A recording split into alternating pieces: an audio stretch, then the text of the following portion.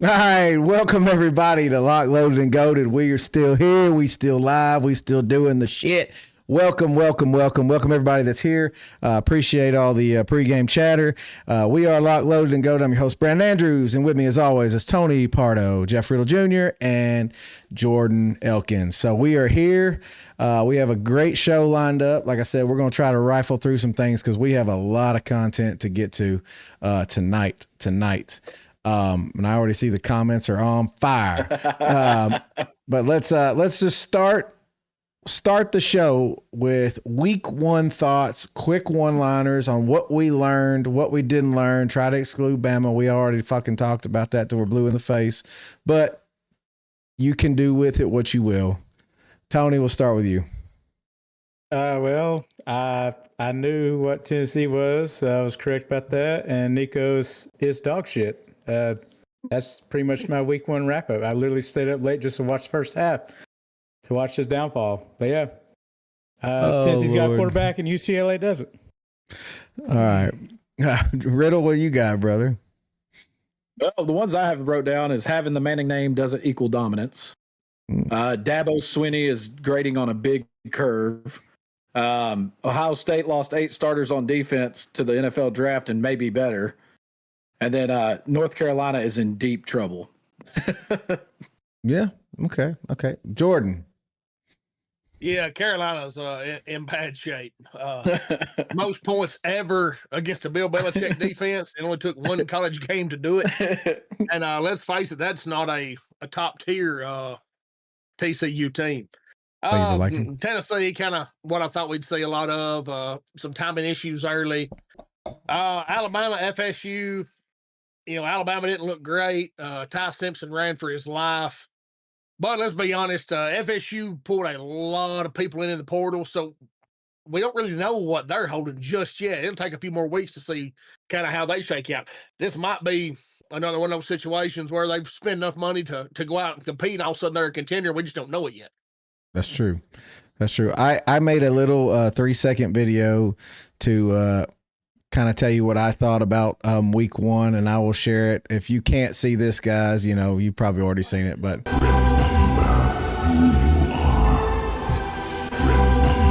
and that's all we got to say about that. So, yeah, okay. So we're going to dive right in. Riddle, you're up, buddy. Just go ahead. I felt like Mufasa hanging there in Scar. Just yeah. All right. Anyway, Riddle, go ahead and give us your question of the night. So again, I've seen a lot of new names in here tonight. We're doing a trivia question every week. At the end of the year, if you have the most points from our trivia portion, you will be getting a little care package from the boys here at Lock, Loaded, and Goated. This is last week's question. We're going to run it again. Nobody got it right last week. So in the BCS era, it ran from 1998 to 2013 with 125 rankings revealed and 17 teams holding the number one spot at least once. In the BCS era, what team spent the most weeks as the number one ranked team? And that is the BCS rankings that came out like week 10 to the end of the year. So there are only four BCS rankings a year. Yeah, pretty much. There's like 5 or 6 if you count the last season one and then the end of the year one. Well, okay. So, so welcome everybody. Welcome Alex, Ethan, Dees. Appreciate you as always. Appreciate everybody for being here. We're going to jump right into this 2023 QB class. So I got a little graphic to put up.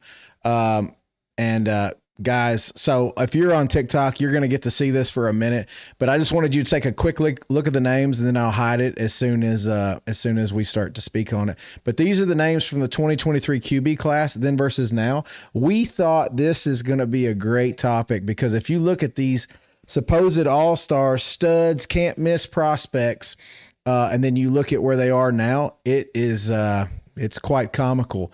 So with that said, if you're watching on YouTube or the purple there, you can see it still. But either way, we're going to start with Riddle. Riddle, what did you think of that class? And I want to know who is your opinion is the best or in the best situation out of those QBs? Well, if you go based off of like those top So what we got 8 on there, the top 8. Yep. Statistically, The top 6 were 5 stars. right. And those are 5 stars in the class. Statistically, right now, Nico probably has the best stats of any of them, but he's got to play a lot more than those. Yeah. That was a very underwhelming class. I will say that first and foremost. Jackson Arnold, he's kind of having a revelation for his career, a second chance, if you will, down there at Auburn. Dante Moore, he's found him a home in Oregon. Sorry. Again, we'll see kind of this year what he's capable of. Arch, I think Arch is going to be okay. I know he gets that deer in the headlight. That deer in the headlights in those big games. He did it against Georgia in the regular season last year. Did it against Ohio State until late in that game when they had to just throw it all over the field. If you compare his first start against a top 10 opponent to Peyton's, it's very similar. Peyton's first top 10 start was against Alabama in '94. He threw 138 yards and 2 picks in that game. So yeah. We can't say it's going to be a horrible career for him just yet. The notables from this class that I found are Avery Johnson sitting at number 9. He's had a respectable outings there at Kansas State. He ain't a world beater, but he can make plays. And then 34 and 35 in that ranking is Lenore Sellers and Austin Simmons, both of them SEC starters this year. Lenore Sellers got a lot of hype. Austin Simmons, this is his first chance to prove himself. So very underwhelming class overall, though, out of the quarterbacks. Got one. Yeah. Yep. If you look at that class right there, I think Lenore Sellers was not even on the graphic. Is probably one of the better ones. He's the absolute gem of that class right now. Yeah, absolutely. As we sit today. But Jordan, what I don't want you to do, I don't want you to dive in as deep as him. I want you to tell me on the graphic there, which one do you think is going to have the best career and kind of make up the ground that they need to actually be a starter in the NFL potentially? Everything's different in the NFL, but. Well, I'm gonna tell you, I went through especially the 5 stars, and I can tell you the 4 who are not going to be NFL starters. Nico, full blown bust. Jackson Arnold, right now he's a bust. He might play himself up at Auburn, but I mean, based on what I saw against Baylor, I don't think so. Malachi Nelson, absolute bust. Jaden Rashada, complete bust. After the whole deal with the Florida NIL. The only 2 we don't know, honestly, is Arch Manning and Dante Moore. This is Dante Moore's first year. This will be Arch Manning's first year. I mean, Arch Manning went against a really, really good Ohio State defense with a great coordinator there, and Matt Patricia. Threw a lot of things at him he was not ready to see. Had him changing arm angles for no reason at times. Mm-hmm. But I still think the ceiling is highest on Arch Manning. I still have to go. I mean, now granted, if his name wasn't Arch Manning, he'd be just another guy with a lot of talent. So I mean, he's getting some unfair accolades, you could say, and some expectations just because of who he is. If not, he'd be just another guy with a lot of talent, the high ceiling. And the deal is we already know you don't have to be good in college to get drafted high in the NFL. You do not have to be good. Will Levis is a shining example. Will Levis is the one I'm thinking of who had all the intangibles, and we saw what that is. But I think he's going to be better than that. Tony, out of that, what do you think? I mean, I think Jordan pretty much said, that's even though Arch Manning, it was just game one game, very first game of the season. I still think he's going to have a really good season. Obviously, he's the typical. I know he's got the Manning name too, but he can make all the throws. But like I said, that's one game's rusty. But one name that was actually left off was Sam Levitt. Oh, Levitt's on the list. So but the graphic granted, Sam Levitt went to Michigan State. And Michigan State, and then transferred. Yeah. So I mean, it's just the graphic is top. That's the top in the rankings. But I mean, I know, but I was talking about Sam Levitt's a good one. He might be possible future pro aspirations. Yeah, he could be one. I think so. So I want to ask this of the graphic though, and this is Kia says why the F is Austin Mack up there. Kia, this is the 2023 QB rankings as they came out, and what the question is like Is this not the most underwhelming QB class? So I'm going to ask this, and I just need a quick yes or no. On the graphic, and all you're looking at is week 1 of those names. It's gonna just be painstakingly to say this, but Jackson Arnold had the best week 1. In my opinion, on that list that I posted, Jackson Arnold, because half of them ain't even playing, they're not playing anybody worth a damn. But I still think I agree with everyone. Arch has a real shot to be it's going to take a whole lot for him not to be a very, very high draft pick, possibly not number 1. It's going to take a lot, like a complete meltdown. And I don't know. He's still got a long way to go. He's still got a long way to go, but he's got as much potential as anybody. Yeah. And thank you for following. And I'll just be honest with you. Yeah, we'll get into the whole Ohio State thing. I think that was a very, very tough start. And I think he'll be better. All right. So thank you for that. That was a, we just wanted to share that with you guys because we saw that and we're like, what in the world? So the next thing we wanted to talk about was we all made conference champion predictions. And so we were wondering after week 1, how those changed. Now, what I'm not going to ask anyone to do is I don't want anyone to change their dark horse candidate because they were named dark horse for a reason. Because I picked Bama and that's not on the table anymore. But if your number 1 pick, if you want to go back and rescind that, tell me the conference, tell me the team that you picked originally, and tell me the change and why. So I'm going to start with Tony. Tell me out of your conference champion picks, who do you not stand firm with? All except for the ACC. My prediction. That'd be Clemson. I'm not sticking with them bums. I should have known better. Anyways, I should have took LSU, but it is what it is. I let hate get in front of me with Brown Kelly. So, I think, which I'll talk about this a little bit later. I think now, just after 1 week, since I got my pick wrong, Notre Dame, I think Miami could possibly take the ACC. Oh, damn, boy. Hey. Yep. If that happens, my off the wall prediction is looking good. It's looking good. Anyway, all right. Okay, that's the only one, Tony. You sticking with Boise State? You sticking with Boise State? Yeah. Why not? Because I still don't think there's very many good teams left in there. So, yeah. All right, Riddle. Go ahead. I'm gonna change 3 based off of what I saw. Damn. I'm changing the ACC. Okay. I just Clemson came in with all that hype, and most every expert around bought into it. Watching them on the field against an LSU team that, had a lot of hype as well, that was returning a lot, they underperformed. And I don't care how steep that curve is that Dabo's grading with. He was way off with how he said that both of those teams performed. So I'm going to actually switch to Miami. If Miami can stay consistent with what they did Sunday night, then they will win the ACC because it's a 2 or 3 team race every year. Yeah. So I'm going to switch from Clemson to Miami. In the Mountain West, I'm not going with Boise State. They looked awful against South Florida. And I might be jumping off of them a little too soon because, again, they are the cream of the crop in that conference. But I'm going to switch it to UNLV. I'm going to go with my initial gut. Yeah. I'm going to switch it to UNLV. I think Dan can get them guys playing good ball eventually and quit giving up so many points. Yep. We'll see once they get into the conference meat and potatoes of their schedule.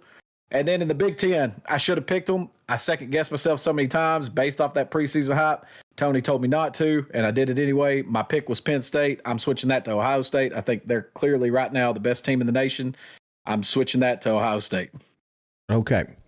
So welcome Jordan, aboard, Junior. Welcome aboard. Jordan. The UNLV bus is nice. It ain't the Ohio State nice, but it's a nice bus. Ohio State's in a jet. But Jordan, what do you got, brother?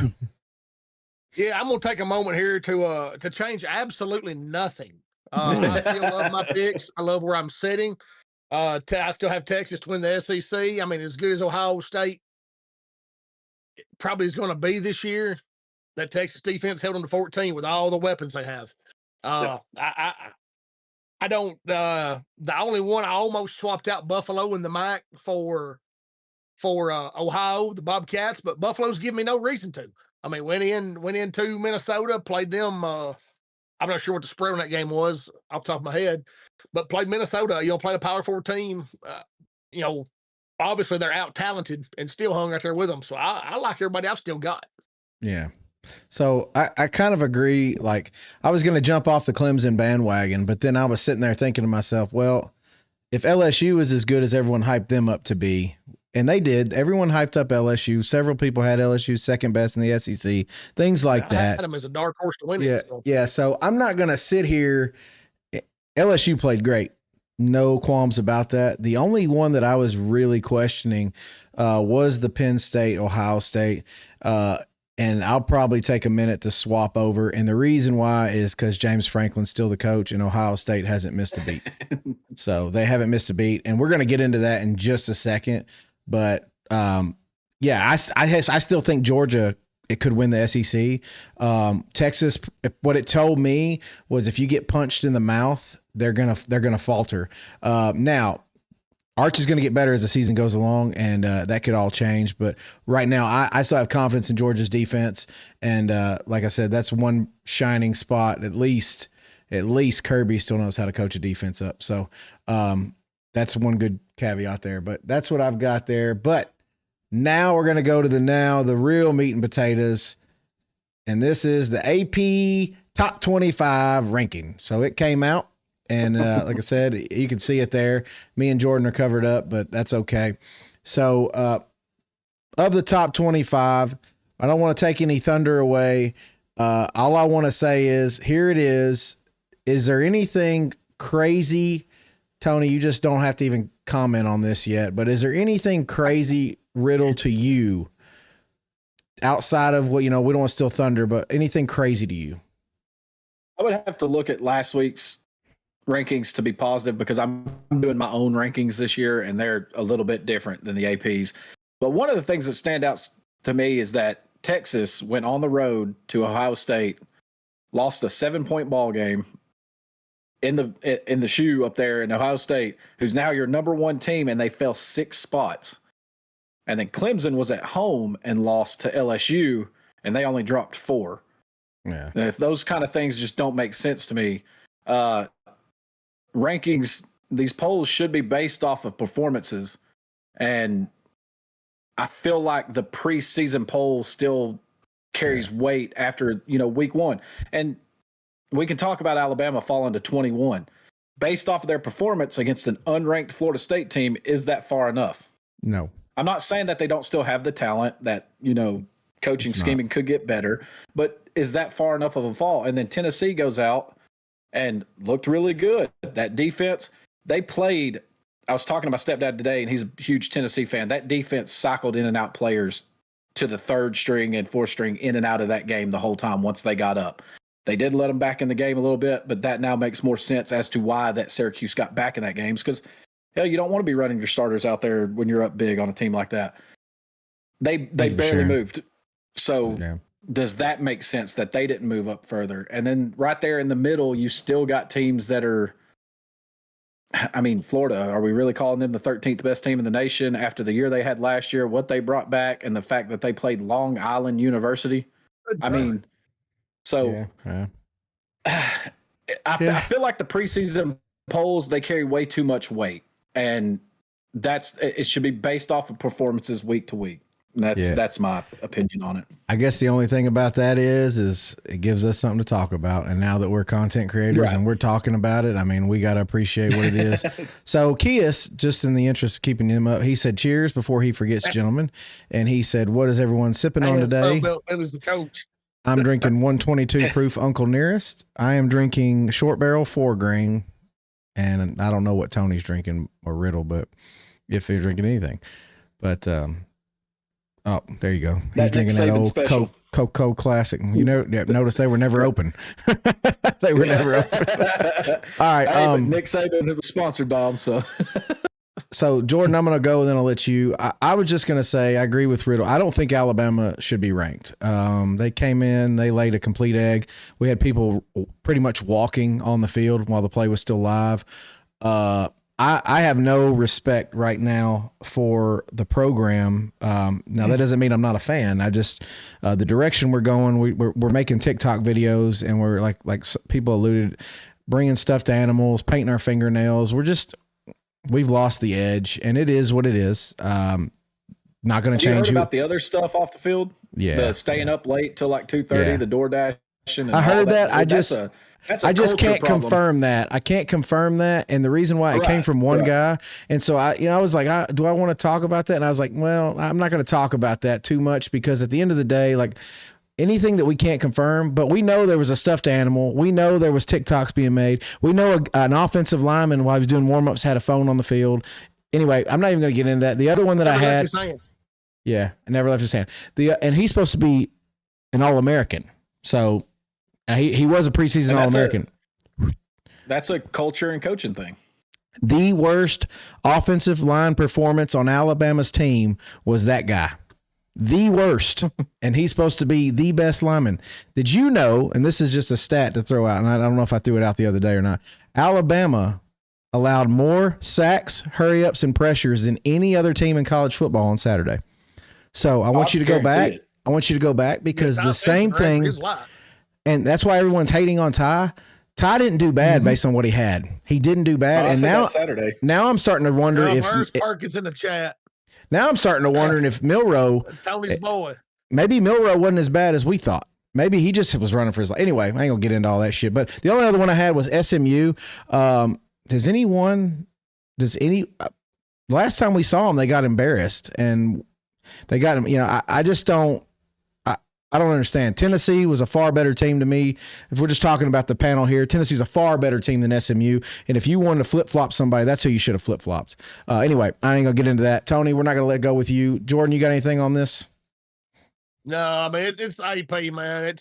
Polls don't mean a lot till you get about 4 to 5 weeks in, until teams have some games and you have some conference matchups to kind of see what people have. I mean, Florida looked really good hammering a pathetic Long Island team. I mean, Notre Dame Penn State looked really good pounding a terrible Nevada bunch.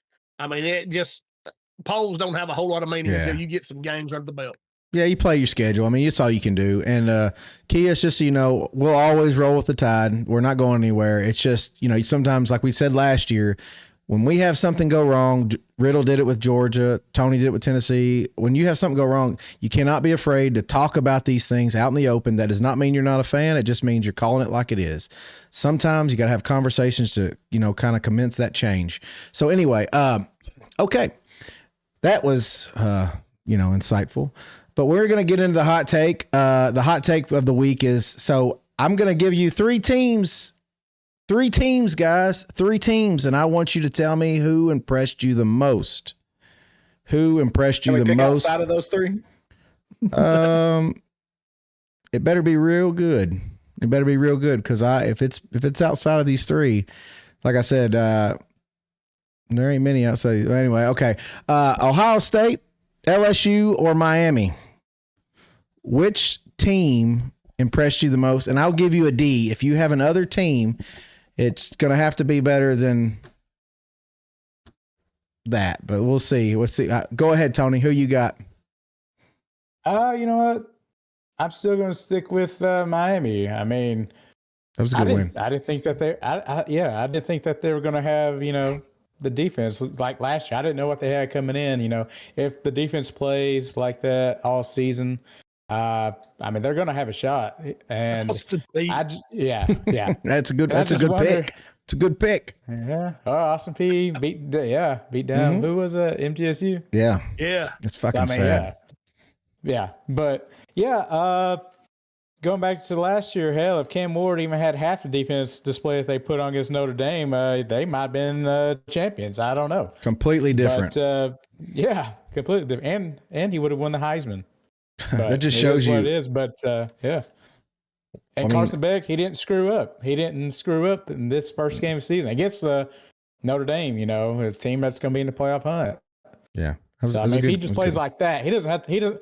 If defense plays like that, he doesn't have to be a world beater, anything like. He doesn't have to be Cam Ward. Okay. All he's got to do is go out there and play mistake-free football. That's and then, true. Hell, you never know. Never know. True. Riddle, give me your other. So I did have Miami wrote down of those three. Yeah, yes. But I had two other teams wrote down too. Obviously, Florida State. I know you hate to hear that. No, that's a team. That's a team of toys from the Misfits. Just a quarterback that was benched at Boston College last year, Squirrel White. Just a bunch of guys that came together and they played really good. We don't have to talk about that one. The team that impressed me the most was South Florida against Boise State. That's a good one. That's a good one. I said that Byron Brown, he went 16 of 24 for 210 passing, 14 carries, 43 yards, 2 touchdowns rushing. The fake punt for the 45-yard touchdown, that was a ballsy call. That changed the whole complexion of that game. Mm-hmm. I think Alex Golesh is a great coach. I think he could be a hot commodity by the year's end. I think he'll be a Power 4 coach, sooner rather than later. I think he's just a very I'd take him right now. Right. He schemes the game well. He calls the game well. He's a great coach. Yeah. Be interesting. We're going to talk about them a little later on. And, their next two games are at Florida and at Miami. And if they could make some noise in even one of two of those, that'd be huge for them. So that was my team, was University of South Florida. Okay. Jordan, who you got? Yeah, I mean, like Perkins said in the chat, Ohio State, defending champs, changed coordinators, nothing on the field changed. The last 5 games for them have been Tennessee, Oregon, Texas, Notre Dame, Texas. I mean, that's a 5-game gauntlet if anybody has one. So not really a surprise. I thought Miami looked well. I said if Miami could stop the run, if they could stop Jeremiah Love, they would take care of business in that game. Carson Beck looked a lot more comfortable in that Miami offense. They've kind of give him the keys to the Camaro and kind of letting him, make his own moves at the line. And I think that could be a big thing for them this year. So I'm going to roll with the Canes out of the 3 that you picked there. All right. Well, I'm going to go everything that you said, Jordan, everything that you said. I'm going to go with what you said, and I'm going to say Ohio State. And the reason why is because of everything they lost on defense, everything that they lost, a starting QB. I understand two new coordinators, and I agree. They didn't miss a lick, and I'm going to tell you, they look, like Riddle said earlier in this comment, it was key, they might be better. I mean, it's early, but damn. I mean, they played Texas a hell of a lot better this year than they did last year. I mean, Texas could do nothing. And you heard leading up to that game too was that Texas across the board in every position was better than Ohio State. And I saw that nowhere on the field Saturday. I mean, Matt Patricia may have been the biggest hire. And dude, to be better than Jim Knowles is a scary thought. And I'm not saying he will be. Sarkisian came out and said that was the best he's ever seen a college team disguise their looks. I wonder why. An NFL guy. So Kia said, tell UConn to say Camaro again. Camaro. Anyway, I'm just here, bro. Okay. All right. So here we are. We're going to get into our matchups now. Riddle, go ahead and give us the breakdown of where we are from last week and then where we are overall, and then we'll get into the matchups. So 10 picks in. I'm 6-4. Brandon, you and Jordan tied for second at 4-6, and then Tony Pardo, he likes to go out there on the limb, and he's 3-7 right now. So God bless that man. Still a lot of football left to call for the year. I'll make up for them. God bless that man. Plenty of time. This one's for you, Tony. I gotta save some for Pardo's poor.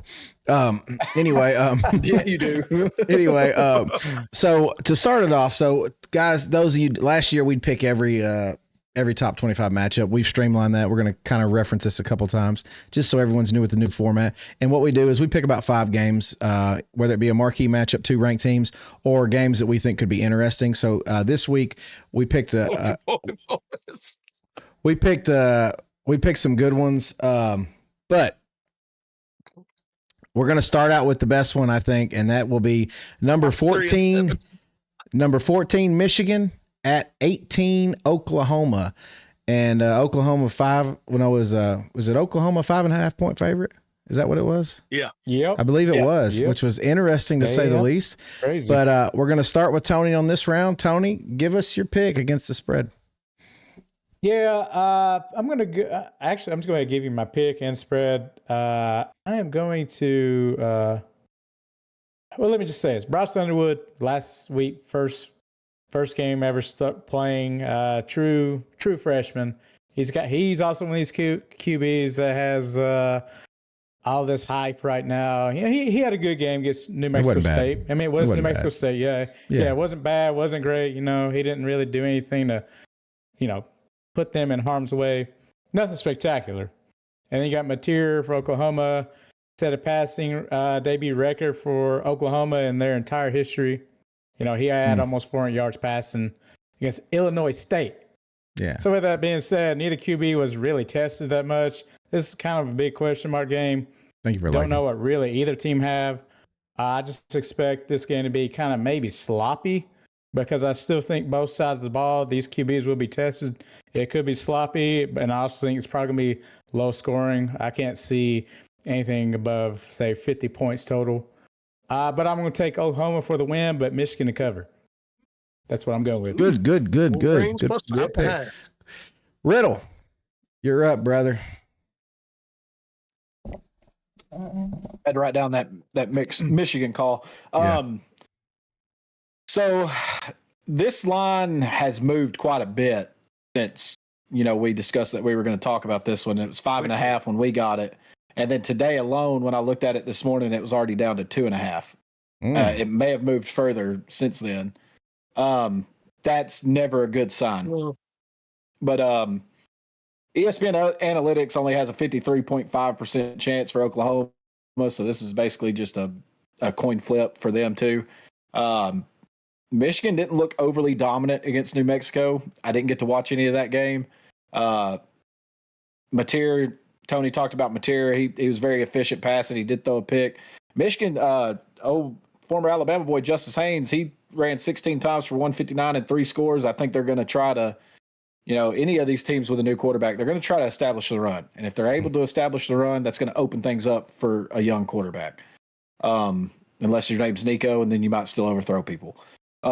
This is only the second meeting between these two teams. Oklahoma won 14-6 in the Orange Bowl in 1976. It was Bo Schembechler and Barry Switzer, and Oklahoma would win the national title that year. I thought that was a pretty cool little stat there.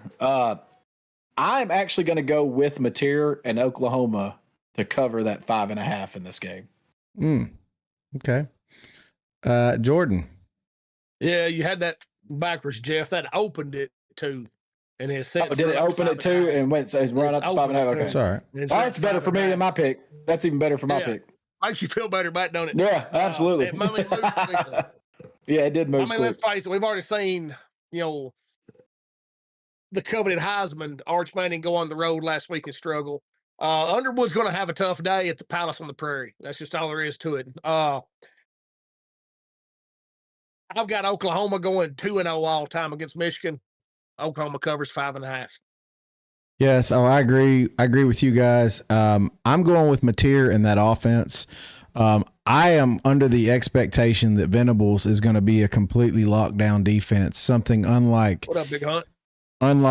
Justice Haynes saw it last year and didn't do shit against it. So I've got Venables having something set up for that Michigan offense, and he's going to make Underwood beat them. And I'm not sure they have the athletes on the perimeter to do that. I'm not saying they don't.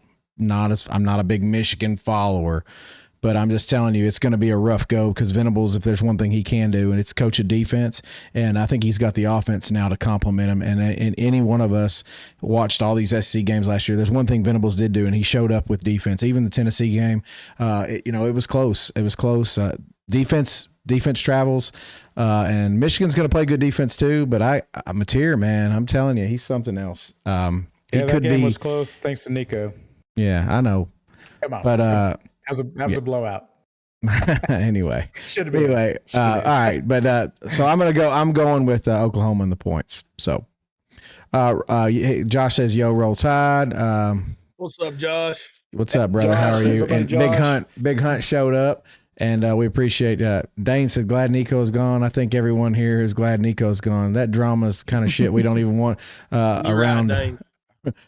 I'm not even a Tennessee fan, and I don't want it around me. There was a trade, and UCLA lost handily Yes, on the I field agree. and off the field.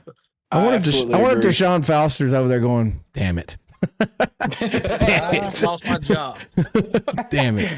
He's AP said, "Go he's Nico." positive. AP said, "Go Nico." All He's right, gonna go down with the ship, huh? Hey, yeah, he's that's what going down. captains do. They go down That's with what the ship. captains do.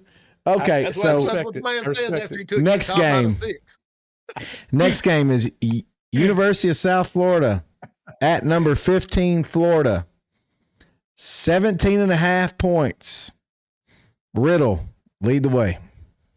All right, so yeah, we got a 17.5 point favorite in Florida here. ESPN Analytics not giving them much of a Thank you, chance, Josh. 82.7%. USF had the big win over Boise State, and I still, like I said earlier, I think Golish will be a Power 4 coach sooner rather than later. And where he lands, they will be happy to have got him. I really like that guy. Florida did what they were supposed to do last week against Long Island. Lagway and Ball didn't play too much because they didn't need to, but they did miss 2 field goals. They recorded 0 sacks. Those are the kind of stats in those games that stick out to me. You can't have those miscues in bigger games. I do believe Florida finds a way to win this game. I do think USF will cover that 17.5, and it's closer than people expect it to be. Big Hunt just calling out USF with a straight upset. That's balls right there. That's balls. That'd be nice. Yeah, that'd be awesome. Jordan. Sorry, hold on. I'm trying to go ahead with Tony. Tony. All right. Well, I love Golish, so I'm just get that out of the way just because he was a former Vol. Brought some of the most exciting offenses to us since probably ever. But South Florida, great showing last week, obviously, against the Bulls. Sorry, not against the Bulls, but the Boise State, Idaho Broncos. But they're not facing Broncos this week. If we're going to, we always talk about how talent level, and does Florida State, does FSU, God dang it. The Bulls. Fuck. USF. Do the Bulls. USF. There's too many fucking Florida teams. Anyways, do the Bulls. Do they have the talent? Do they have the talent to meet what the Gators have? We always talk about that. Do we not? We always say that shit. And I know I love the offense that the Bulls have down there. But I think sometimes when you start facing tougher competition, you got really good talent other side of the ball, defenses wise. It's probably gonna be a little tougher. And then I know people think it's probably gonna be close. Spread of 17.5. Yeah. I just really like DJ Lagway still, and I know they played a cupcake last week, but hey, he's got a year under his belt. I still expect him, unless he just falls off for some reason drastically. I just don't see. I don't know if USF can really stop Florida. They're probably going to score a few, against Florida, but I don't know. Say if they're going to put up 3 or 4 touchdowns. I really don't. I don't know if they can. Florida played a little bit sloppy game last week at some points in the game, but those are just some minor things. Wasn't anything crazy. I just think they're going to prove the Bulls to be too much. So I'm going to take Gators, and I'm going to take the points at home. Okay. One caveat before we get to Riddle. Does anybody know the weather for that game? Because I can assure you, South Florida in the rain is a tough fucking team to beat. You would know. Jordan, you're up. I'm sorry. No problem. This is a really bad spot for Florida. Florida, the next 3 games after this one, they play at number 3 LSU, at number 5 Miami, and have number 7 Texas come into Gainesville. Dangerous spot for Florida. Alex Golish went out in the offseason through the portal and added a bunch of Power 4 rejects. This team plays a lot better than a group of 5 team probably should, especially at this point. He's got his quarterback back and healthy this year. Brown said hurt a lot last year. I don't know if I'm as confident as Big Hunt is in going out with them straight up winning, but I think they've got a shot to win it late. they'll have a shot to win late. I'm gonna take South Florida and the points. Okay, so yeah, that's a big if. That's further than I'm willing to go. Because I do think Lagway is the real deal. There's no denying that he is talented. This kid is going places. He is a gunslinger, and Florida is very lucky and fortunate to have him. But with that said, I am taking Golish and South Florida with the points. I'm just not going to get the upset. It's going to be closer than the experts think. I got it about a 10-point game. I could see Florida scoring late in trash time, making it 17, but they won't cover. So, all right, moving on. So the next one that we're going to talk about tonight is another game. I don't know. We thought would be interesting. It always is, and it's Iowa at Iowa State, and that's the 22nd ranked Iowa State Cyclones, and they're Cyhawks. They're 3.5-point favorites. Jordan, we start with you. Yeah, I was not overly impressed with Iowa State in their Dublin game with Kansas State. Rocco Beck did not look as good as the ESPN anchors will have you believe that he looked in that game. That being said, I'm still 10 years later not convinced that Iowa can score points against a quality defense. I think the first 1 to 10 wins this. If Iowa State hits 14, they win it in a rout. Give me the Cyclones minus 3.5. 10-4. I agree with you 100%. Tony, who you got? Yeah, it's kind of the same thing. I feel like both teams are about evenly matched, even though others swear Cyclones have a stud QB that's possible Heisman winner. Yeah, right. And like Jordan said, I don't expect too many points either. But I'm still going to take the Cyclones. I give them benefit of doubt. I'll take them for the win and points. Now, I'm not going to say they're going to blow them out. Hell, they might just cover by 6. So last year, I think the game was pretty close at the Hawks field. So, I'll just take Iowa State in the points, 3.5. All right, Riddle. All right, so I got a few things that I found interesting that I'm going to touch on real quick. First, Kirk Ferentz tied Woody Hayes for most wins in Big Ten's all-time win list last week. That's big. That's pretty big. He's in his 27th season at Iowa. No a long time. Yeah. This is the 72nd meeting between Iowa and Iowa State. Iowa leads the series 47-24. Iowa State is 8-21 playing at home in this series. 29 games in this series have been decided by one score. 48 games have been decided by 16 or less. The last 7 games have been decided by an average of 5 points. And that's an incredible rivalry right there. You don't see a lot of blowouts in this one. But that being said, I picked Iowa State over in Ireland. I think they are going to win this one. I'm not going to say it's going to be a blowout by any means. It's just traditionally this game is close. But I do think they can cover the 3.5. It might be by 6. It might be by 7. Thank you for following, but they brother. will cover this spread.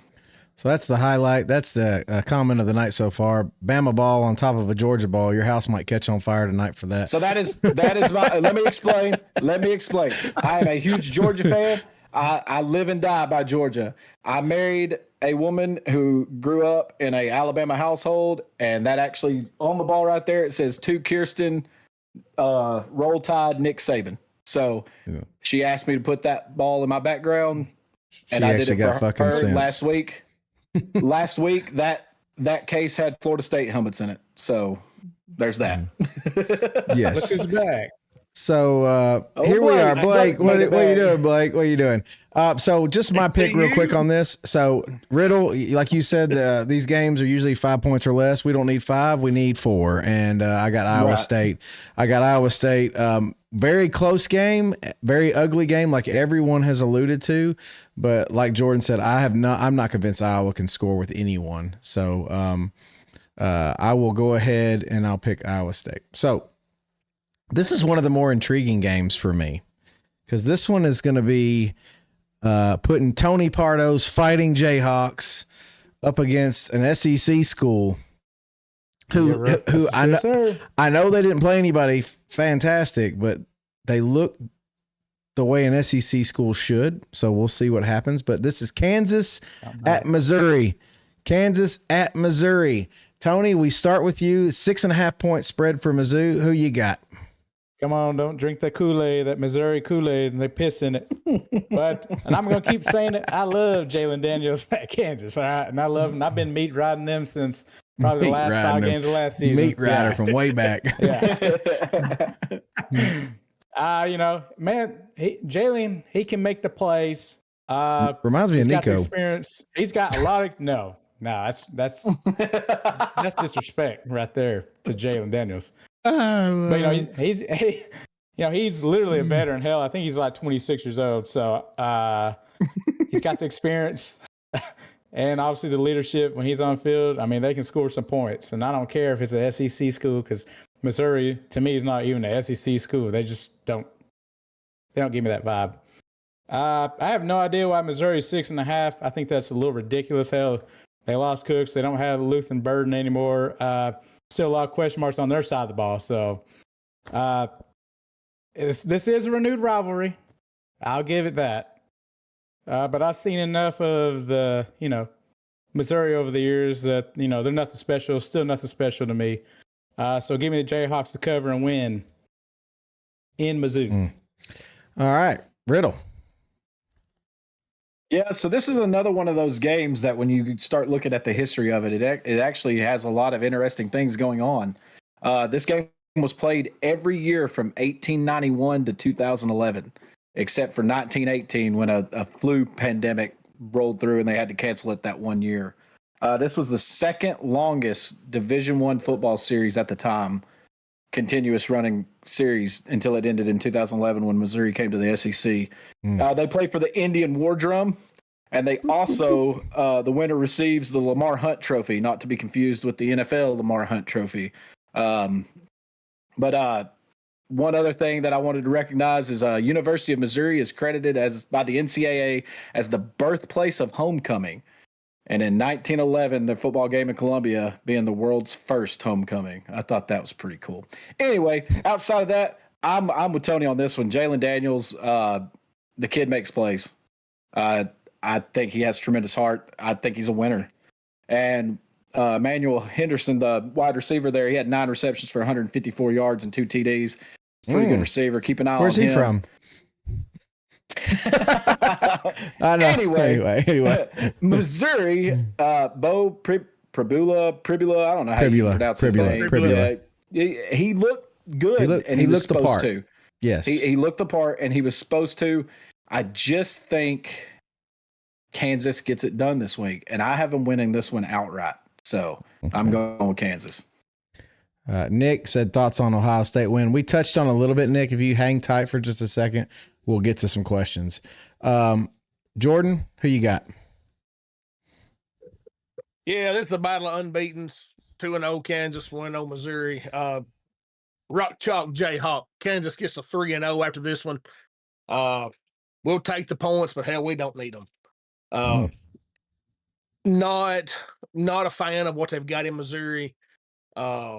Old Dorkwitz or whoever he is. I mean, he's just, Lord have mercy. That's a glorified high school coach. Give me Kansas. Give me Kansas to win outright. Well, I'm going to fucking go on a limb here, and I'm going to be the one that fucking, goes against the grain. I'm going Eli Drinkwitz, get his fucking name right. He's got bigger balls than anybody in the SEC. He may not be able to do anything with them, but goddamn, they're dragging the floor. And I'll tell you that right now. I'm going to go with Missouri. That sounds like a medical issue. Reminds me of the bulldog from Van Wilder. Anyway, I'm going to go with Missouri. I'm going with the SEC. I think it's too hard to go on the road and play an SEC team. It is what it is. Kansas is certainly talented enough to win this. They got some good transfers, and they do have a good quarterback. So we'll see. We'll see what happens. Like I said, somebody got to go against the grain. I agree with you, Brandon. Going to the road on the road to an SEC, but I mean, you might as well be going on the road to MTSU right there with that stadium they've got. Yeah, that's not a true SEC stadium. Yeah, I know. I know. Big Hunt Missouri says can't even Missouri sell by out Vanderbilt on the road. So Big and Hunt says everybody Missouri knows by that. TD. Missouri by TD.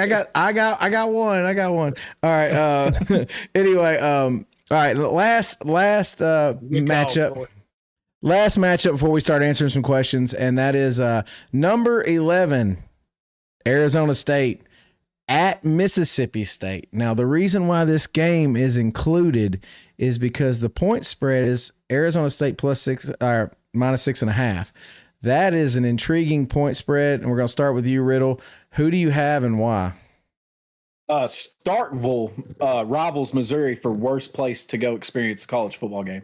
It's a dump. I hate it there. I never want to go back. That being said, Sam Leavitt has not looked up to snuff so far this year. I think he gets it corrected. I think he's a great quarterback. We've talked about him a lot on this show. 25 of 39 so far on the year, 257, 2 touchdowns, 1 pick. That's just not what you're looking for a guy that you think could be a top quarterback prospect coming out of college. He does have 7 carries for 73 yards. He can make plays on his feet, but you're playing Northern Arizona and your team struggled, and that didn't look very good, and you're a big part of the offense. I'm still going to go Arizona State. I think they still cover this, but I am very shocked that this spread is what it is in Starkville, that hellhole. Yeah, D says Starkville's a great place for a baseball game, though, and he's not wrong. So he's not wrong. He's not wrong on there. Yeah. So there's Jordan, nothing to do in Starkville. Nothing to do in Starkville. Jordan, go ahead. Yeah, I mean, there's all kinds of expectations this year on Arizona State. One thing hurting their offense is what was the running back's name that was there last year? He's not there this year. He's in the NFL. Scatterbo? Yeah, Cam Scatterbo. I think that made Sam Leavitt look a lot better than maybe he really was last year. Time will tell as this season goes. That being said, I think Jeff Lebby has the boys ready to go in Starkville on Saturday night. Give me Mississippi State plus 6.5. Dude, that's more wild than fucking me saying Missouri is going to beat Kansas. Who's got him dragging the ground, Brandon? Hey, fucking Jeff Lebby, I guess. Good for him. Good for him. I'll come back to you. I'll come back to that, Jordan. All right. Anyway, go ahead, Tony. Yeah, I'm going to take the Sun Devils to win this. I still feel like they have the talent and the better quarterback coming in this one. I know Sun Devils, they haven't looked dominant in the first game. I'm not sure if you can, I really think, like Jordan brought up, Cam Scatterbo, he is gone. I'm not sure if the Devils actually have a run game this year. Scatterbo was a big part of that. Dude was just a man amongst the boys pretty much last year. He was like the midget Mike Allstott pretty much. He just kept moving his legs. He didn't give a shit. I'm going to take the Sun Devils to win this, but I do have the Bulldogs covering also. Okay. So Mississippi State's your pick, Ben, to cover. So what I'm going to say is watching Mississippi State football is like watching a dog with worms drag his fucking ass on the ground. It's ugly. It's the nastiest fucking thing you've ever seen. It's terrible, and that includes Bama getting pummeled by Florida State. There's nothing worse than watching Mississippi State play. So, and that's a Bama fan saying that. So I'm just going to tell you, I'm going Arizona State. I don't care how shitty they look. I don't give a damn. I know I'm going. Yeah. But you're talking about the doormat of the SEC for like 14 fucking years. I mean, Vandy at least rises to the top every once in a while. But anyway, just at the end of the year, we might be looking back thinking that this Mississippi State team be kind of like that Vanderbilt team from last year. It could be, pick a couple of surprises. They look pretty good against Southern Miss. I mean, it was Southern Miss, but it was on the road. Lebby is certainly a talented guy. I don't want anyone to think he just went to a very terrible situation. But I mean, when the head coaching job calls, you answer. But I picked Arizona State, Riddle, just for and then so now we're to the points where we can start talking about fans. Just real quick, they really did us good last night. Me and Jordan were in there live. If there's anybody in here that likes golf, you'll see Josh and D's in the comments. They do a golf stream. Gosh, and is it, that past his bedtime apparently? But yeah, it was Andy. Yes. Andy just called D's daddy. I'm not sure what that's about, but Damn. those guys are a good time. Me and Jordan had a great time in there last night. If you're in here and you like golf, go give those guys some love. It's fun. Poor Josh is an Alabama fan. He was deep in his feels and wanted to be deep in his wallet last night. Josh, we love you, brother. Yeah, D said they will be live tomorrow at 8:00. So tomorrow at 8:00, go jump into those guys live. Give them some love from us. They give love to us. We want to give it back to them. Yeah. If you ever need a hug, you'll be surprised how much college football gets talked in a. Yes. So thank you everybody for being here. So we're not done. What we're going to do is start getting some comments. So Troy says, thoughts on the Fighting Pavias versus Virginia Tech. I'm taking the Dandy Vandy. Vandy. So he keeps putting it up to his screen. He's answered that for him. Can we Virginia just say, Tech, baby. I'm just going to say this, and I don't want to sit there. I'm not trying to knock the Vanderbilt thing, but I'm going to tell you, Virginia Tech did not look as bad against South Carolina as I thought they would, especially for those who are anointing South Carolina as a fucking great team. They didn't look very good to me, but week one, Alabama looked like dog shit, so I'm going to give them the pass. I'm just saying Virginia Tech didn't look as bad as I thought they did, because South Carolina's defense was great. It was great. But I think Virginia Tech played South Carolina pretty well. Again, it was one of those first game of the years. It was a good matchup. Yeah, it was. I liked what I saw out of Andy. I know Tony hates to hear that, and he might pick against them every week in the Biscuit League. But I think Vandy gets it done this week. I think they're going to beat Virginia Tech and keep it rolling. So Troy, you said if they don't win the game on the field, they'll win the fight in the stands. I'm praying you're talking about Virginia Tech, because when you come out to fucking Metallica, I'm pretty sure you can beat fucking Vanderbilt's fucking nerds. So I tell you that right now. Yeah, I'm surprised Troy went against his Metallica brethren on that one. I know. So Nick in the chat wanted us to touch on the Ohio State and Texas. I don't know if he was the one that said it earlier when you caught it, Brandon, but I know that's the second time I've seen it. So, I'll start on this one. I think Ohio State looks like and is the best team in the country after week one. It's early in the year, but it doesn't look like they've missed a beat. I think Matt Patricia was the hire of the year at this point. What he was been able to do with that defense and everything that they lost, they're going to be tough to beat. I actually changed my pick from Penn State to win the Big Ten to Ohio State winning the Big Ten after week one tonight, which is what we did at the beginning of the show. I like what I see up there. Their offense is going to struggle at times. They got a young quarterback, but their game plan, they know what they have, and they stuck to it. And they beat a Texas team that was supposed to be better than them across the board. They took what they were given, and they got the job done. And I expect to see that continue to grow all year. Yeah, Josh. And apparently Josh has Lank tattooed on his bicep. I'm putting that out there. Why in the fuck would you tattoo that on your fucking bicep? That's that pussy ass shit. That's that DeBoer shit. Nice by your nose. That's that DeBoer shit. Hey, now if you would have came to me and said that you had a fucking tattoo of the word "the process" on your fucking arm, I'd be like, hell yeah, brother, I'm all down for you. Hey, that's true, Troy. That's true, man. Y'all have a good night. All right, hey, I see you guys. Oh god, got rubber to cut up. Oh yeah, hey, who made that rubber? It's these fuckers right here sitting here. I'm just playing. So okay, Blake's here and he says, what do we think about ECU?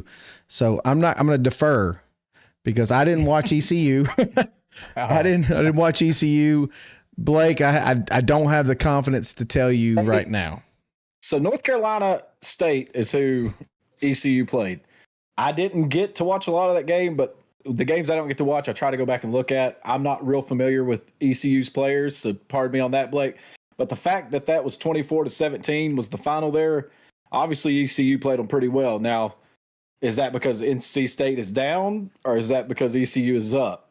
I will try to keep an eye on them for you, Blake, and find out. But hey, they almost won, so that's positive, I guess. That is positive. and the deal is, Blake, at this point, we know ECU is not a national contender. They just need to go win their conference. Okay, that's all they need to worry about, winning the conference. So losing to NC State means nothing. I know for pride. Go ahead. I will say this. I Thank you, don't Josh. know. Hang on, I don't know what's happening there. Never mind. Go ahead, Brandon. I'll come But back. Byron said Tennessee behind Alabama is hilarious. Yes, we've already touched on that, Byron. Alabama shouldn't be ranked. And I actually went on a limb, and these guys can attest to this. I said SMU and Tennessee should be swapped, just based on what I saw on Saturday. And you could make an argument for Tennessee to be higher. But with that said, yeah, I don't think Alabama should be ranked. So Okay, I'm ready to jump in for Blake. go ahead, Blake. Go ahead for Blake. I'll go ahead and tell you what the problem is right now. Just looking at this right now, I just got it pulled up. Run the ball. They had 29 carries for 30 damn yards. That's the fucking problem. You can't run the damn ball. You got to run the ball in college football. Yeah. Well, and that score is a little misleading. I mean, 24-17, yeah, but it was 24-7 going to the fourth quarter. Yeah. I mean, they picked up a couple fourth quarter scores late, got it closer than it really was. Could be a long year for ECU. I'm not sure how. I mean, I don't have a lot of faith in NC State. I mean, either. So, well, the quarterback looked like he did everything he possibly could to get them there. I mean, 318 yards passing. I got 366 here, 30 of 44 for 366. I was just That's ECU's quarterback. It was 383 altogether. So, I mean, somebody else must have something in. Levy had 1 for 17. 413 to 423. They were fairly efficient on third down, 6 for 16. Not the greatest, but it could be worse. 1 for 4 on fourth downs. If you're going to go for it 4 times, only getting 1, you're going to have a long year. Let's see. Penalties killed them. Very undisciplined. 10 penalties, 86 yards. Ooh. Did not turn the ball over though, so that's a good start when you're playing something to build on. More talented team. If you don't turn it over, that's something to hang your hat on in the next week. I'm not sure. Let's see what their schedule looks like going forward. Over under on attempted passes by Kentucky this weekend. I mean, I believe ECU will get a big win this weekend against the Fighting Camels out of the Southern Conference. After that, it doesn't look that great. You got Coastal Carolina, BYU, Army, and Tulane. Your next 4 after that. So that's they could be staring 1-5 right down the barrel by 1-5. Yeah. Blake, hey man, respect for sticking with your team, boy. That's all you can do. We've all been. There have been some fun ECU teams to watch over the years. Yeah. Hey, Tony's favorite. Gonna be one of them. Tony's favorite running back and who he says is the greatest in Titans history came from ECU. Yeah, he did. That's the stupidest fucking thing I've ever heard in my life. No, it's not. That is the stupidest fucking thing I've ever heard in my fucking life. That is the stupidest thing. So you had Earl Campbell, you had Eddie George, and you had Derrick Henry. We're talking Titan history. We're talking Titan history. We're not talking all time Tennessee. This dude's a fucking He's liar. talking about CJ. This dude is CJ, Josh. Forget Pardo's poor. This is fucking high on life Pardo over here. No. This motherfucker. CJ 2K. Hey, give me CJ 2K. I'm just saying, give me CJ 2K. Oh my god. In his prime, yeah, give me CJ. I don't give a shit. In his prime, hell, he only had 1 prime year. No, he had like 3 solid years. He just didn't last as long, unfortunately. He didn't last as long, unfortunately. So, but Tony, maybe you should say he had the single greatest season in Titans history. I'll say this. I'll say he had the most talent out of any Titan running back. But the number 1 running back to me is Eddie George. Don't give no fucks either. So that's Eddie. What do the numbers say, Tony? 3 solid years. Tony, I missed on Josh. Tony, what do the numbers say? We don't care about feelings. We want to know what the data says. I'm by heart. All right. Anyway, Jordan, Josh said he hated to disagree with Tony, but he was wrong. Okay. And he put the crown. Everybody knows who the crown is. He's a Madden goat. He's a Titan goat. He's fucking ECU goat. I mean, who can say that shit? ECU goat. No one. No one. Brandon. Exactly. Josh said DeBoer is like his ex-wife. ...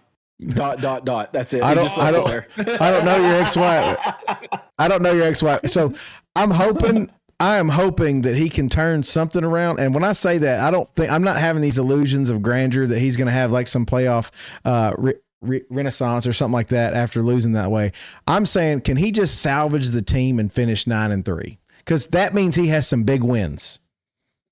If he finishes Let me 9-3, ask he you- has some big wins. Let me ask you, how many pick sixes did Ty Simpson throw last week? 0. So hey, it's already an improvement over Jalen Already Milroe. a fucking improvement. Dude, anyone that I says mean, you that got things to build on. Ty played decent at quarterback with what he had to fucking do. The dude was getting destroyed. Absolutely destroyed. And I thought he played well enough, but he wasn't the problem.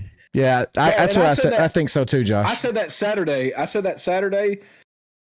Ty Simpson wasn't the problem. So all these people, who's the backup? Keelan Russell, Austin Mack. Everybody's saying Keelan Russell needs to be in. Ty Simpson was not the problem. The kid did everything he could possibly do in that game. He just didn't have no time. Just being out there the way that I'm now. Yeah, they will end his career before it ever gets started. Yeah, all we're gonna do with Keelan, he's underweight. He's not ready. He's not ready at all. But yeah, I agree. Anyway, let's see. The kid deserves this. Said this kid deserves this. Yeah, well, ECU plays Bama next year, Blake. It's gonna be a toss up. I will flip a coin to see who wins. It'll be a push. Anyway, Ty, Josh, I agree with you. Ty deserves to play just because he waited his turn. He is the one exception to the fucking rule right now. Everyone out there is like, if you don't play me, I'm leaving. Ty stuck around and did it the right way. So even if I wish him nothing but the best, I don't know what the best is. Yeah. So hey, Gunner Stockton, loyal. Exactly. Respect. That's what you got to do. This year, but he hung out. God damn. He's Arch waited 1 year. He didn't have to wait long.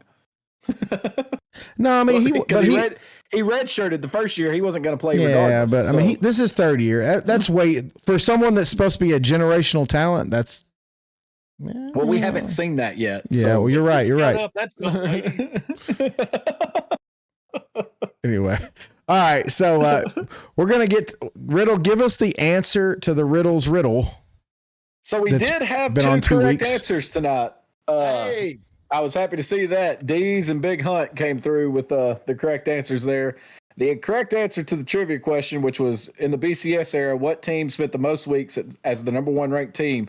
It was Oklahoma. Oklahoma spent 20 weeks as the number one team. Alabama was second at 16. USC and Ohio State was tied at third with 15. And then LSU, Florida State, Florida, Miami, Tennessee, Nebraska, Oregon, Auburn, Texas, Notre Dame, Kansas State, Missouri, and UCLA all held at least 1 week at number one. UCLA, the Fighting Nicos. Let's go. So, Tony, before we get into Pardo's Pour, do I need to pull up the rankings again? Or are you pretty much...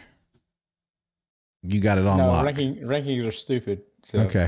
I don't believe it's so much the rankings as is the whole process of rankings. So we're getting into the segment that we call Pardo's Pour.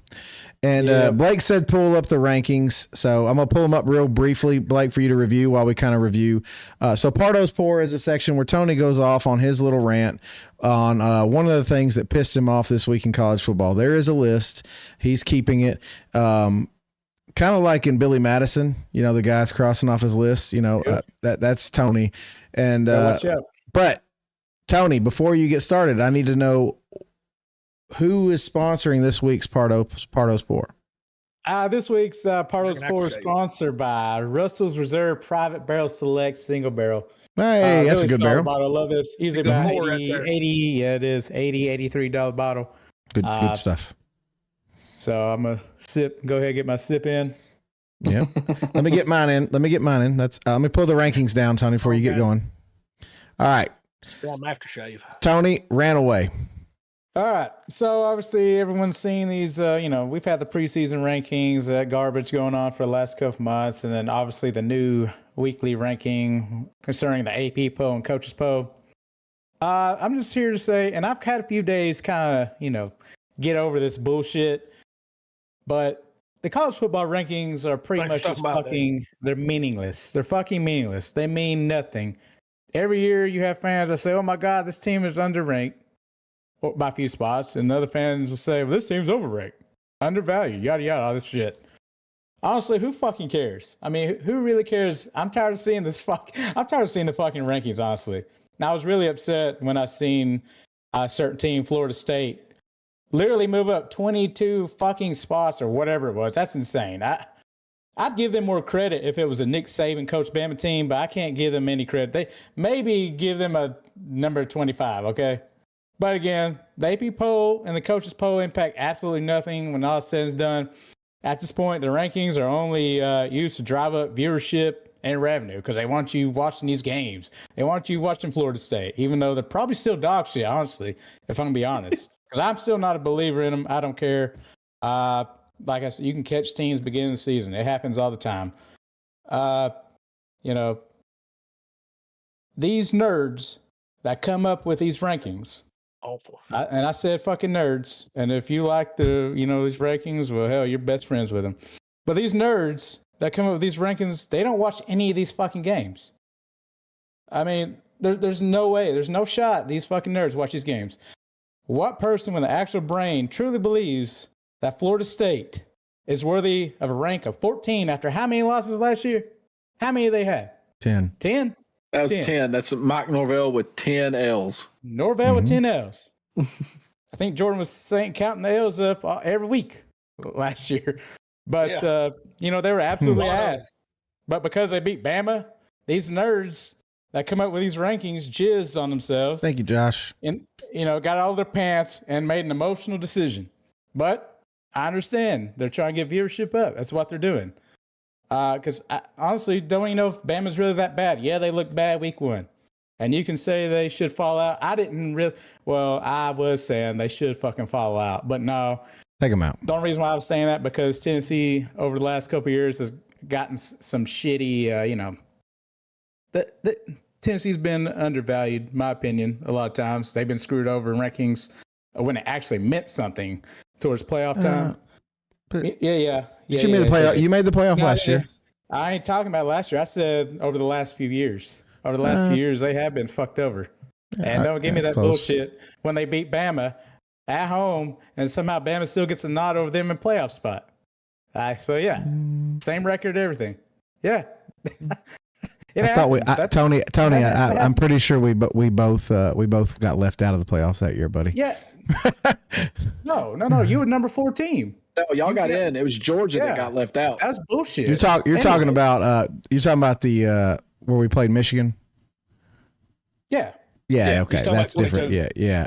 That's different. Okay, I was talking about the year that Tennessee and Bama finished 5 and 6. Hendon Hooker's year. Like I said, Florida State, good for them. They're going to get beat down by somebody eventually. I guarantee it. But like I said, if it was a Nick Saban coach Bama team, then I'd give them more props. I just can't give a team.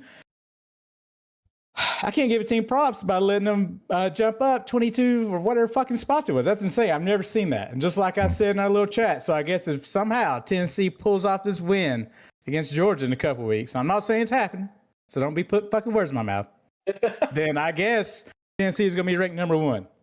I mean, this is how the shit's working. The way the polls go, Tennessee probably only go up to about 18. Oh, yeah. They may go down. They may go down a point. But with all that being said, the rankings are fucking stupid. They're nothing. And thanks for listening to my Pardo's Poor. D sent you some tiny dinies. So I just want to say something that stuck out to me in this whole rant that you had, and you said, who in their right mind would do X? And the only thing I could think of after you fucking said that was, who in their right mind would think CJ2K is better than fucking Derrick Henry? Who in the right fucking mind? I mean, someone with a brain. Someone with a brain, man. It's a shame Perkins ain't still in here because this would be golden. He was probably told. Anyway, he got told to go to bed. He said nothing good happens after damn 9:00 for Perkins.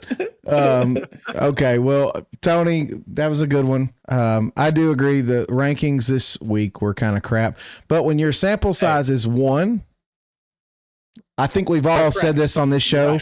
It doesn't matter. I don't know why we even have rankings. And the only reason we do is for content. I'm telling you, it's content. Yeah. It's content and to boost the games. It's content. And then, like I said, you have these nerds that do the AP poll and coaches poll.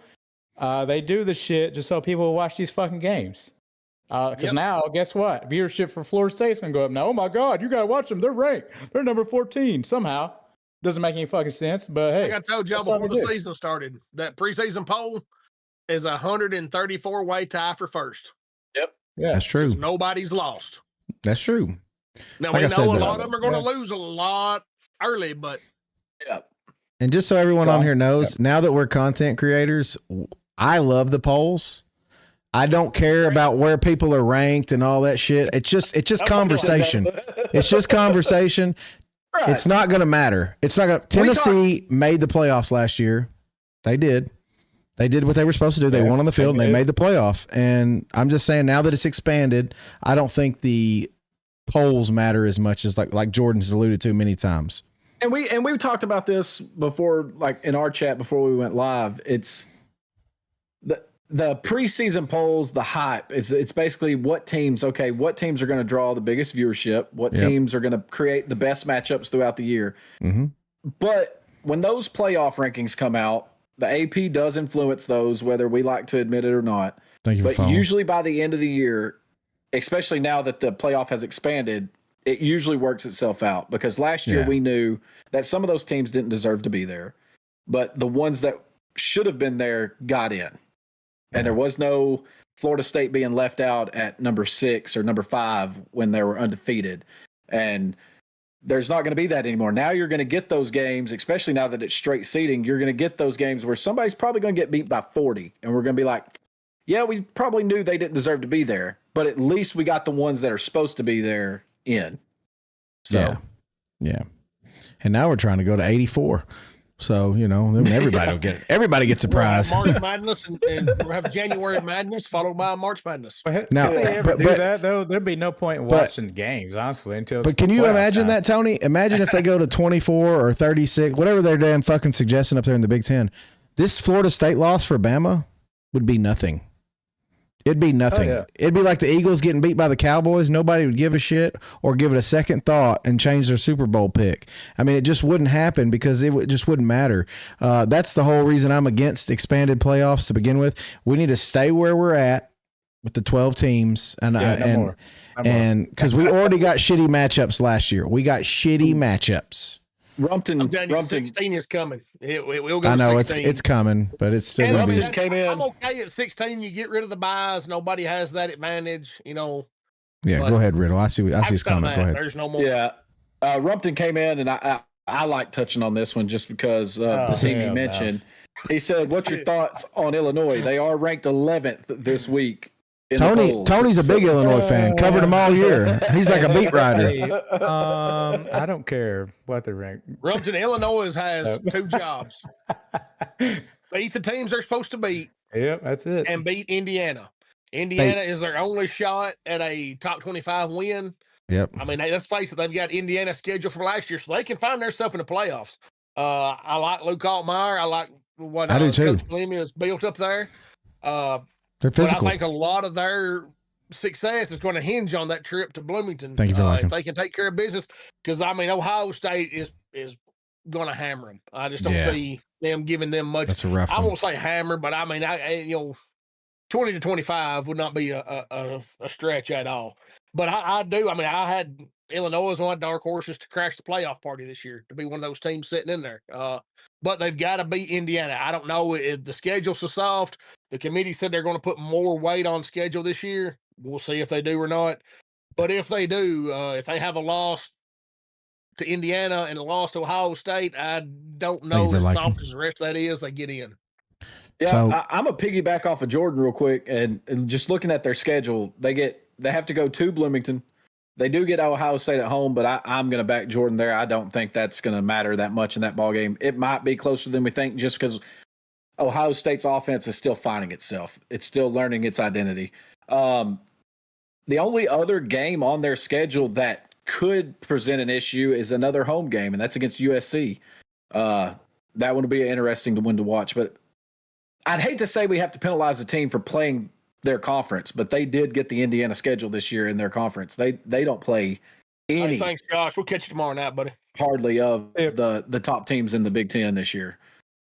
So Connor said conference championships will probably go by the wayside when 16-team playoff come. The reason why I say they won't, revenue, Yeah. big money. Those games are Those games are worth too much. Big money in the SEC, Big Ten. They pocket every bit of that. They pocket it all. So too much revenue. And the whole deal with the SEC going to 9 games versus 8. The reason why they're doing that, that's pretty. D's pretty much as accurate as always. But It's something stupid. We laughed. yeah, I mean it is what it is. The whole reason the SEC went to 9 games was to petition for more TV revenue when that contract comes available, and they're not going to get rid of an extra SEC game, which would be a championship game. They're not going to get rid of that. They want that. They want that chip. I think what you could see happen is if it expands out much past 16. I think you could see some of these cupcake games go away, and they'll play the same 9-game conference schedule. Maybe one group of 5 or Power 4 non-conference to open the year up, and then straight conference play, and then you have your championship probably Thanksgiving weekend, maybe even the week before Thanksgiving, depending on and that's a lot of speculation. That's if it expands any more than 16. The good thing would as long be as the money rolls, it will. The good thing would be if they actually did it like basketball and use like an FPI or an RPI and actually like gave us games like Texas, Ohio State and said, hey, Texas, we're not going to penalize you for this. We appreciate you playing this game. Great way to start the season. And, if Texas kind of does their thing and maybe loses a close one here and they finish 10-2, they're still able to get ranked in the playoffs very easily because of their strength of schedule. They say we're going to that. We'll see. It did not happen last year. It did not happen last year. No. And that's fine. That's fine. Losing to Ohio State week 1 on the road by 7 is a lot different than losing to, say, UTSA on homecoming by 3. I mean, 2 totally different. Like you said with the college basketball, that's one of my favorite things about college basketball. You have good losses and bad losses. I mean, well, there's no such thing as a good loss, but you have bad losses and you have losses that don't hurt you. Yeah, well, you went on the road. We asked you to take this schedule on. You took it on. We're not going to hurt you for that. You look at Bama and Tennessee in basketball, their schedules the past couple of years have been atrociously hard, and they lose some, they win some, and they end up getting ranked very high because of those games they played. And it's still the NCAA, but I know the playoff committee exists outside of the NCAA, and it's like if they modeled something like that after a successful model that's already existing in sports right now, I know it's not as big, but the March Madness is probably one of the most elaborate selection shows there is when it comes to sports and playoff selections. But, it is what it is. Hey, Brandon, this just came through on the top headlines. I guess it was earlier today. The defensive lineman Beeman. Jeremiah Beeman. He is a redshirt freshman. He is out for the season. Yep. Got hurt in practice today. I saw it. That's a lick. Yeah, that's well when you act like a pussy, smell like a pussy, and look like a pussy, you might be a pussy. And I'm not, no disrespect to Beeman, I don't want him to get hurt. He's actually one of the few players that actually played halfway decent and was actually. He was out of position too. I don't want to sit there and fucking say he did great, but like in practice, he actually tries and things like that. So I don't want to sit there and say that, but I mean, like when I say that, I'm not alluding to the player itself. I'm talking about the program. For some reason, people are just getting hurt left and right. And like I said, when you're a pussy, you're a pussy. And, I'm well aware these players are strong and well aware of these players, but it's about up here. And college football is going to be more about this right here. Now the NIL and all this stuff is here because everyone's going to have a good team.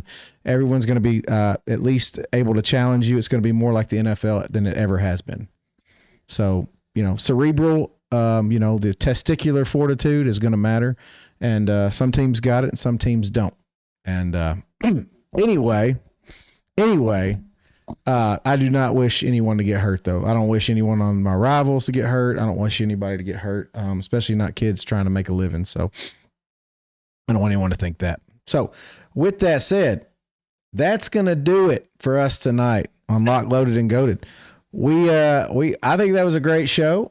And for those of you that are still here, if you can, please like, follow, and subscribe. We are live on TikTok, YouTube, Twitch, and Kick every Wednesday and Saturday night at 8:30. And we have the podcast that we post usually by the next day, and we do that on Amazon, Spotify, and Apple Podcasts. We appreciate the support. Please go like and follow over there as well. If we don't have anything else, guys, that's going to wrap it up for us on Lock, Load, and Goated, and we'll see you next week, Saturday. So you guys. You guys. Take care.